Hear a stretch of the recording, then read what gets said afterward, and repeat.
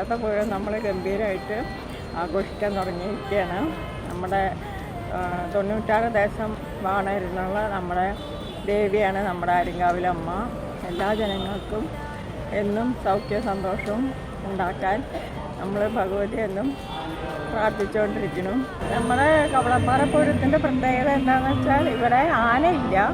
മറ്റ് സ്ഥലങ്ങളിലെ അമ്പലങ്ങളിലെല്ലാം പൂരത്തിന് ഉത്സവത്തിനൊക്കെ ആന എഴുന്നള്ളിപ്പുണ്ട്.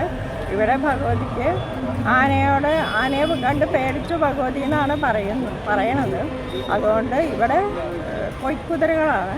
അതുപോലെ നമ്മുടെ കവളപ്പാറയിൽ ഒരുപാട് നല്ല വിദ്യാഭ്യാസപരമായിട്ടും കലാസാംസ്കാരിക രംഗത്തും ഒക്കെ ഒരുപാട് സംഭാവനകൾ ചെയ്ത ഒരുപാട് പ്രതിഭകൾ നമ്മുടെ കവളപ്പാറ ദേശത്തുണ്ട്. അതിൽ പ്രധാനമായിട്ട് എടുത്തു പറയേണ്ടത് നമ്മുടെ കലാമണ്ഡലം കൃഷ്ണക്കുട്ടി പൊതുവാൾ. അദ്ദേഹം ചെണ്ടയിലും പിന്നെ ആട്ടക്കഥകളും രചിച്ചിട്ടുണ്ട്. ആ കഴിവും ഉള്ള അദ്ദേഹത്തിൻ്റെ മക്കൾ ഈ കലാരംഗത്ത് തന്നെ ഉണ്ട്. കഥകളി സംഗീതത്തിൽ മോഹനകൃഷ്ണനും ചെണ്ടയിൽ അച്ഛനെ പോലെ തന്നെ വിദഗ്ധനായ കലാമണ്ഡലം വിജയകൃഷ്ണനും. വിദ്യാഭ്യാസ രംഗത്ത് പുതുതലമുറയ്ക്ക് അറിയുണ്ടാവില്ല. ഷൊർണൂർ ഹൈസ്കൂളിൽ മാഷായിരുന്നു ആലമ്പള്ളി വാസുദേവൻ നമ്പൂരി മാഷ്. അദ്ദേഹം ഒരുപാട് സംഭാവനകൾ ചെയ്തിട്ടുണ്ട്.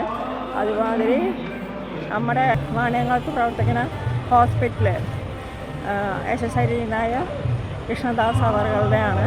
അദ്ദേഹവും കവളപ്പാറ ഈ നാടിൻ്റെയാണെന്ന് നമുക്ക് അഭിമാനിക്കാം. പണ്ട് മൂപ്പിൽ നായന്മാർ ഭരിച്ചിരുന്നതാണ്. ഇപ്പോൾ കാലം മാറിയതുകൊണ്ട് പല പരിഷ്കാരങ്ങൾ വന്നിട്ടുണ്ടെങ്കിലും പഴയ നമ്മുടെ ക്ഷേത്രകലകളായ കഥകളി, ഓട്ടംതുള്ളൽ, ചാക്യായൂട്ട് അങ്ങനെയുള്ളതൊക്കെ ഇപ്പോഴും നമ്മുടെ ഈ പൂരക്കാലത്ത് ഇവിടെ സന്ധ്യാവേളകളിൽ അവതരിപ്പിക്കാറുണ്ട്.